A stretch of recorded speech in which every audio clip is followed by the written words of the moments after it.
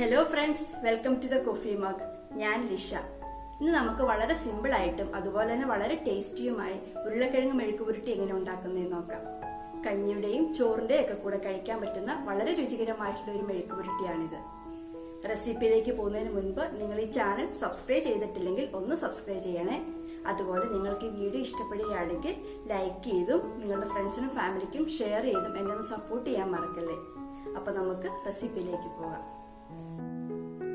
ആദ്യം മെഴുക്കുപുരട്ടി ഉണ്ടാക്കുന്നതിന് ആവശ്യമായ സാധനങ്ങൾ എന്തൊക്കെയാണെന്ന് നോക്കാം. 4 മീഡിയം സൈസ് ഉരുളക്കിഴങ്ങ് ക്യൂബുകളായി അരിഞ്ഞത്. ഉരുളക്കിഴങ്ങ് കളർ മാറാതിരിക്കാൻ വേണ്ടി വെള്ളത്തിലിട്ട് വെച്ചിരിക്കുകയാണ്. 25 ഇടത്തരം ചുവന്നുള്ളി, 4 ടേബിൾ സ്പൂൺ വെളിച്ചെണ്ണ. മെഴുക്കുപുരട്ടി ഉണ്ടാക്കുമ്പോൾ വെളിച്ചെണ്ണ ഉപയോഗിക്കുകയാണെങ്കിൽ ടേസ്റ്റ് കൂടുതലായിരിക്കും. പിന്നെ നമുക്ക് വേണ്ടത് വെളുത്തുള്ളിയാണ്. ഞാനിവിടെ ഇടത്തരം സൈസിലുള്ള 8 വെളുത്തുള്ളിയാണ് എടുത്തിരിക്കുന്നത്. 4 വറ്റൽമുളക്, ആവശ്യത്തിന് കറിവേപ്പില, 1 ടീസ്പൂൺ കാശ്മീരി മുളക് പൊടി, 1 ടീസ്പൂൺ കുരുമുളക് പൊടി, ആവശ്യത്തിന് ഉപ്പ്, 1/2 ടീസ്പൂൺ മഞ്ഞൾപ്പൊടി, 1/2 ടീസ്പൂൺ കടുക്. ഇവയാണ് നമുക്ക് ആവശ്യമായിട്ടുള്ളത്. ഇനി ഇതിൽ ചുവന്നുള്ളിയും വെളുത്തുള്ളിയും കല്ലിൽ ചതച്ചെടുക്കണം. ആദ്യം വെളുത്തുള്ളി ചതച്ചെടുക്കാം. വെളുത്തുള്ളിയും ചുവന്നുള്ളിയും ഒത്തിരി അരഞ്ഞു പോകരുത്, നല്ലതുപോലെ ഒന്ന് പൊട്ടിച്ചെടുത്താൽ മതി.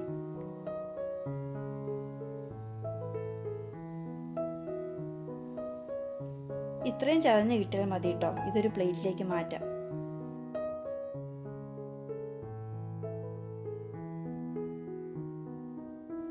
ഇനി ചുവന്നുള്ളി കൂടിയും ഇതുപോലെ തന്നെ ചതച്ചെടുക്കാം.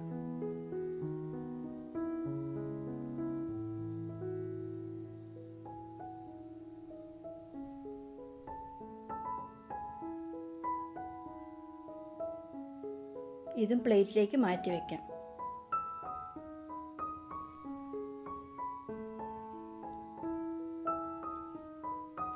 നമുക്കിനി മെഴുക്കുപുരട്ടി ഉണ്ടാക്കാം. അതിനായി ഒരു പാൻ ചൂടാക്കാൻ വെച്ചിട്ടുണ്ട്. പാൻ നന്നായി ചൂടായി കഴിയുമ്പോൾ വെളിച്ചെണ്ണ ഒഴിച്ചു കൊടുക്കാം. വെളിച്ചെണ്ണയ്ക്ക് പകരം വെജിറ്റബിൾ ഓയിൽ എടുത്താലും മതി. പക്ഷേ നാടൻ കറികൾ ഉണ്ടാക്കാൻ വെളിച്ചെണ്ണ ഉപയോഗിക്കുമ്പോൾ അതൊരു പ്രത്യേക രുചി തന്നെ നൽകും.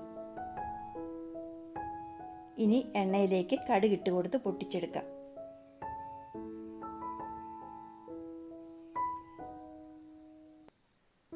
കടുക് പൊട്ടി കഴിയുമ്പോൾ എടുത്തു വെച്ചിരിക്കുന്ന വറ്റൽമുളക് 2ആയി മുറിച്ചിട്ട് കൊടുത്തൊന്ന് മൂപ്പിച്ചെടുക്കാം.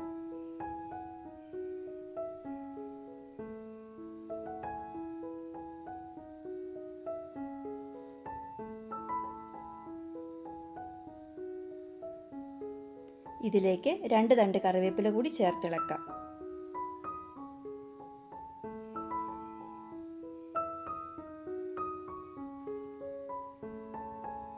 ഇനി തീ മീഡിയം ഫ്ലെയിമിലേക്ക് മാറ്റിയിട്ട് ആദ്യം ചതച്ച് വെച്ചിരിക്കുന്ന വെളുത്തുള്ളി ചേർത്തൊന്ന് മൂപ്പിച്ചെടുക്കണം.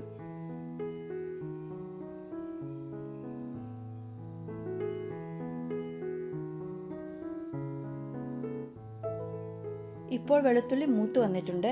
ഇനി ചതച്ച് വെച്ചിരിക്കുന്ന ചുവന്നുള്ളിയും കൂടി ചേർത്ത് കൊടുക്കാം. ഇത് ഇളക്കി കൊടുത്തുകൊണ്ട് വഴറ്റിയെടുക്കാം.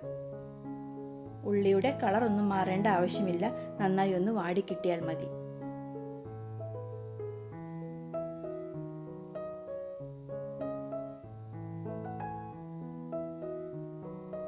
ഇപ്പോൾ ഇതിലേക്ക് ആവശ്യത്തിന് ഉപ്പും കൂടി ചേർത്ത് കൊടുക്കാം. ഞാനിവിടെ ചേർക്കുന്നത് 1 ടീസ്പൂൺ ഉപ്പാണ്. ഓരോരുത്തരുടെയും ടേസ്റ്റിനനുസരിച്ച് ഉപ്പിൻ്റെ അളവിൽ വ്യത്യാസം വരുത്താവുന്നതാണ്.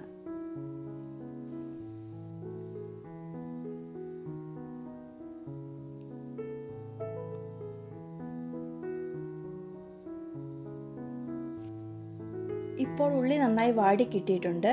ഇനി തീ ലോ ഫ്ലെയിമിലേക്ക് മാറ്റിയിട്ട് പൊടികൾ ചേർത്ത് കൊടുക്കാം കേട്ടോ. മുളക് പൊടി, മഞ്ഞൾപ്പൊടി, ഇവയുടെ പച്ചമണം മാറുന്നവരെ ഒന്ന് വഴറ്റിയെടുക്കാം.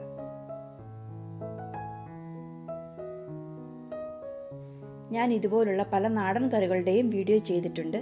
അതിൻ്റെ ലിങ്ക് മുകളിൽ ഐക്കാർഡിലും ഡിസ്ക്രിപ്ഷൻ ബോക്സിലും കൊടുത്തേക്കാം. നിങ്ങളെല്ലാവരും അതും കൂടി ഒന്ന് ചെക്ക് ചെയ്ത് അഭിപ്രായം പറയണേ.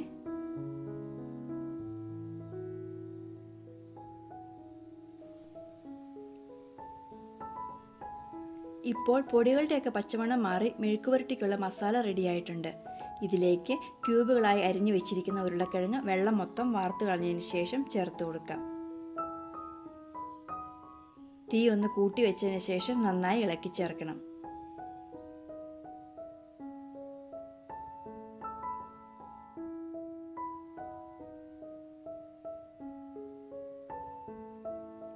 ഇനി ഇത് തട്ടിപ്പൊത്തി വെച്ച് നന്നായി ചൂടായി ആവി വന്നതിന് ശേഷം മൂടി വെച്ച് വേവിച്ചെടുക്കണം. ലോ ഫ്ലെയിമിൽ വെച്ചിട്ട് വേണം വേവിച്ചെടുക്കാൻ.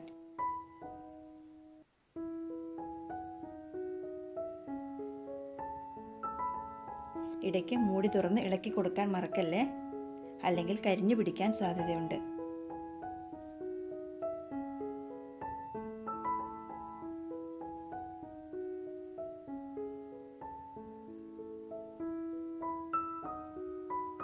ഒന്നും കൂടി മൂടി വെച്ച് കുക്ക് ചെയ്യാം.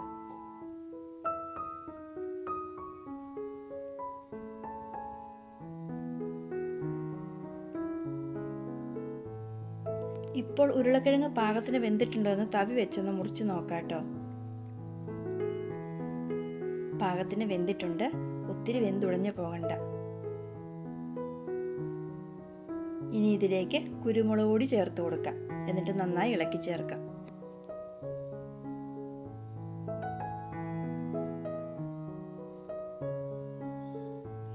ഈ സമയം രുചിച്ച് നോക്കിയിട്ട് ആവശ്യമെങ്കിൽ ഉപ്പും കുരുമുളക് പൊടിയും ചേർത്ത് കൊടുക്കാം.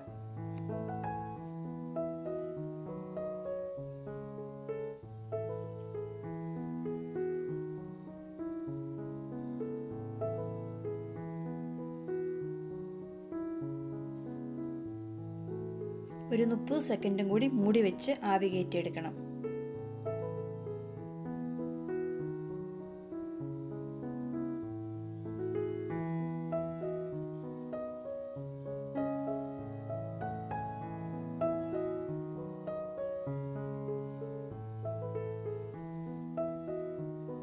ഇനി ഇതിന് മുകളിലേക്ക് കുറച്ച് പച്ച വെളിച്ചെണ്ണയും കറിവേപ്പിലയും ഇട്ട് കൊടുക്കാം.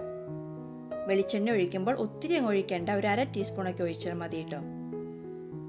കറിവേപ്പില ഇടുമ്പോൾ ഒന്ന് മുറിച്ചിട്ട് കൊടുക്കാം.